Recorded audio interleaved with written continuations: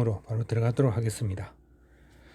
처음에 내용이 여러분들 여기 미분 방정식 하는 거는 그동안 고등학교 과정에서는 들어보기가 없었을 거고, 그냥 고등학교 과정에서는 미분, 적분, 그다음에 미분의 응용, 적분의 응용 이렇게 공부를 했었을 거고, 1학년 때 미분 적분학이라 하는 과목에서 다시 또 리뷰를 하고 대학 과정의 캘큘러스 내용을 좀 공부를 한 거로 알고 있습니다.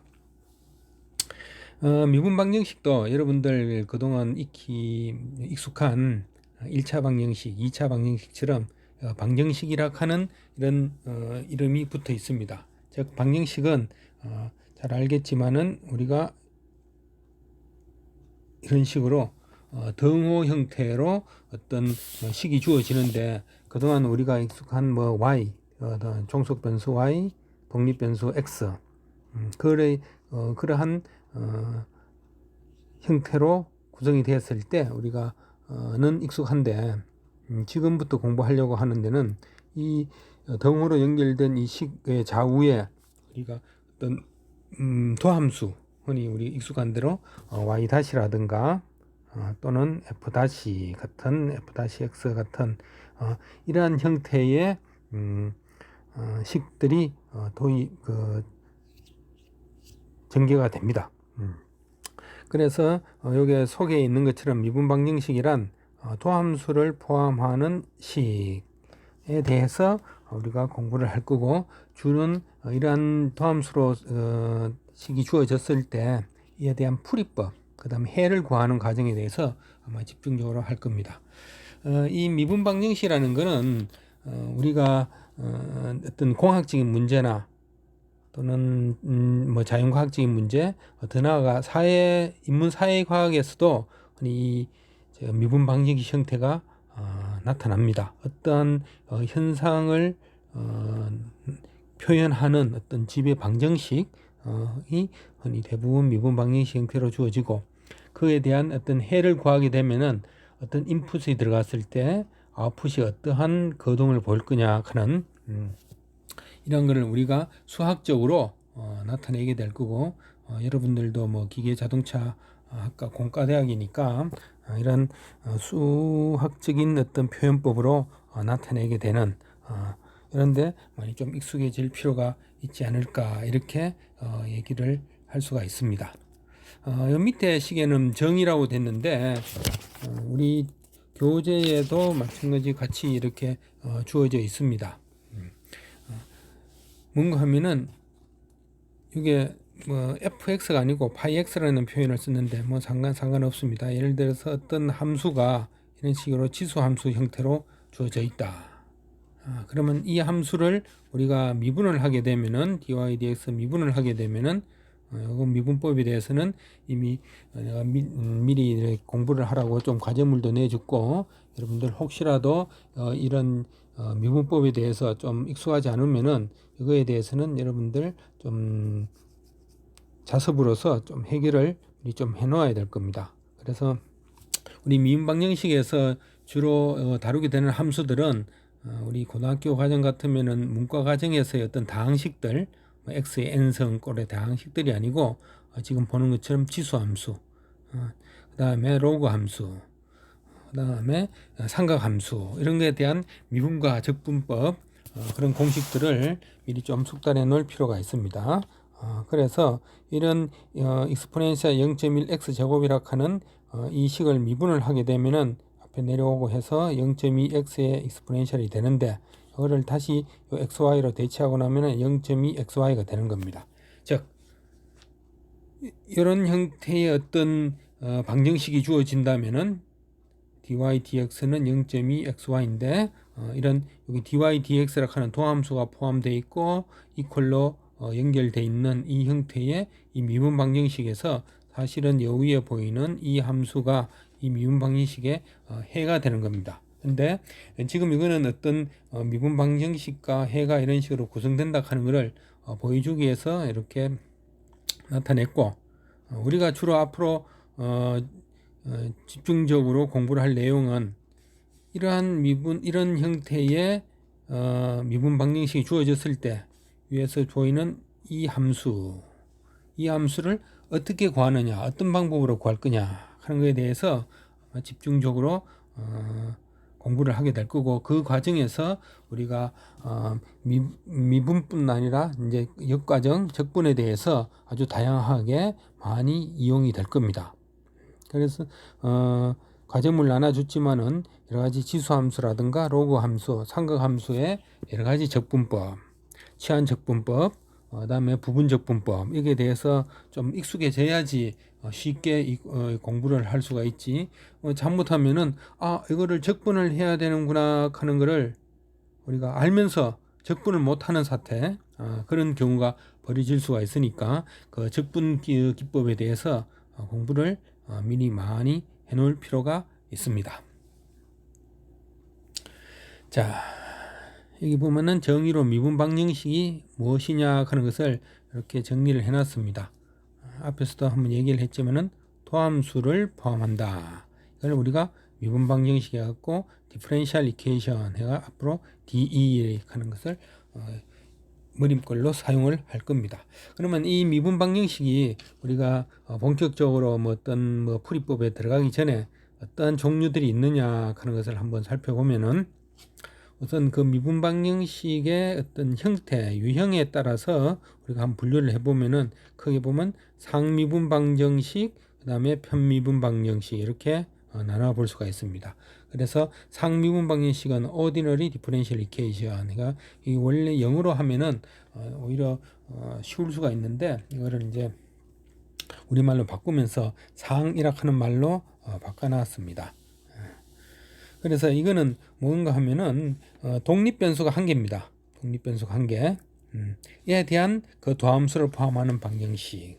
예를 들어서 우리가 y는 fx라고 쓰게 되면은 이 y라 하는 종속변수는 x라 하는 독립변수 1변수의 어떤 함수인데, 이 상태에서 우리가 익숙하게 그동안 많이 연습한 대로 하면은 도함수를 구하면은 y 다시 또는 dy dx 이렇게 표현할 겁니다.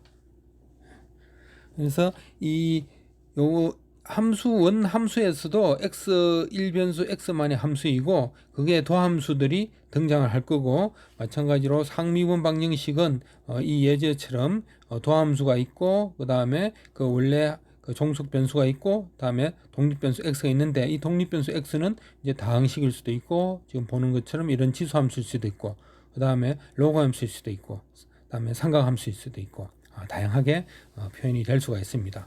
두 번째 같은 경우는 d제곱 y dx 제곱하면은 2개 도함수입니다. y에 대해서 두 번 미분한. 그 다음에 dy dx는 1개 도함수.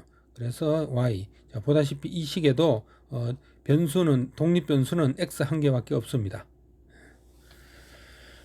자, 그 다음에 이 경우에도 보면은 dx dt dy dt 이 x 플러스 y인데, 여기서 쉽게 말해서 이 경우에는 종속 변수가 xy 두 개가 되는 겁니다.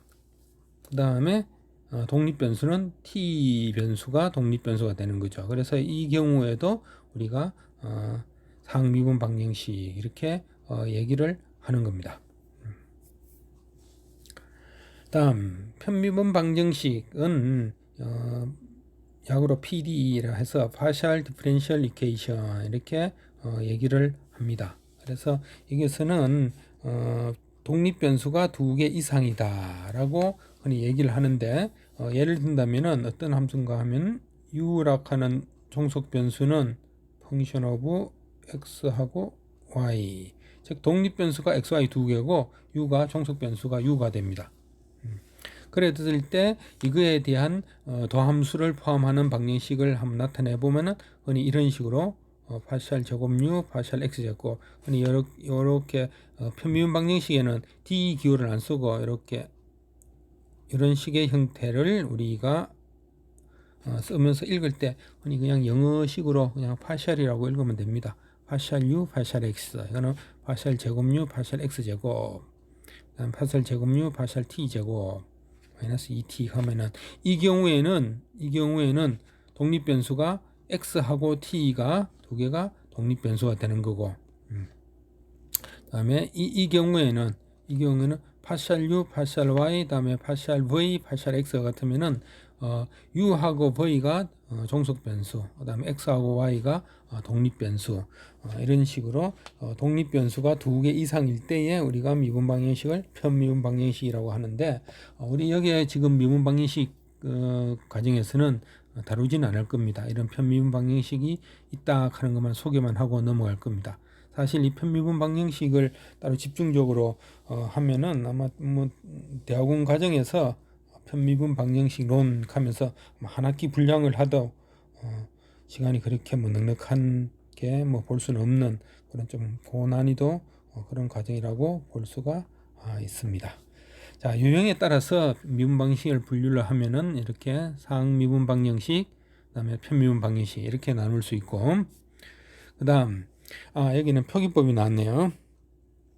우리가 앞에 도함수라 하면서 dy dx, d제곱 y dx제곱, 이거는 한 번 미분한 거, 이거는 y를 x에 대해서 2번 미분한 거 이렇게 되는데, 이거를 흔히 우리 라이프니츠 표기법이라 하고, 그 다음에 우리 고등학교 시절부터 익숙한 y 프라임, y2 프라임, 이거 프라임 표기법.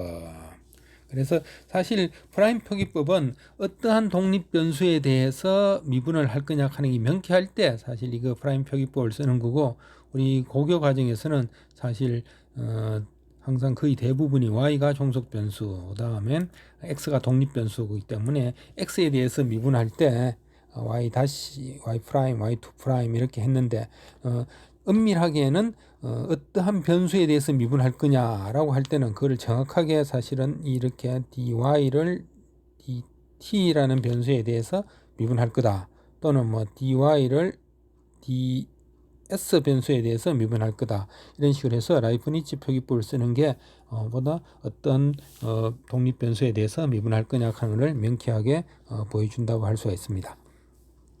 그 다음에 여기에 보면은 뉴턴의 점 표기법이라 해갖고 S 해갖고 머리 위에다가 다 S2다 이렇게 나오는데, 흔히 이거 앞으로 여러분들이 아마 기계 자동차과에서 수업을 했는지 모르겠는데, 동력학 과목 쪽으로 가게 되면은 시간 변수에 대한 미분 표현할 때 이렇게 S2 하면서 이 표기법을 많이 등장을 합니다. 그래서 이 경우 같은 경우는 S를 dt에 대해서 미분한 거, 그 다음에 이런 같은 경우는 d제곱 S dt 제곱, 이런 식으로 되는 건데, 이렇게 점을 찍어서 미분을 나타내는 이런 경우가 있습니다.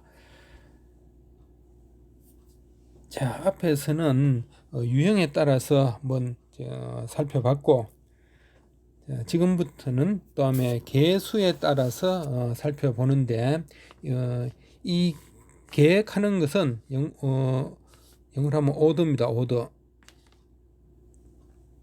그러니까 주어진 미분 방정식에 들어있는 최고의 도함수의 개수 이래 되는데, 자, 요 밑에 있는 요 예제를 보면 이거는 d제곱 y dx 제곱 같으면 y를 x에 대해서 2번 미분했다. 2번 미분한 것은 세컨드 오더.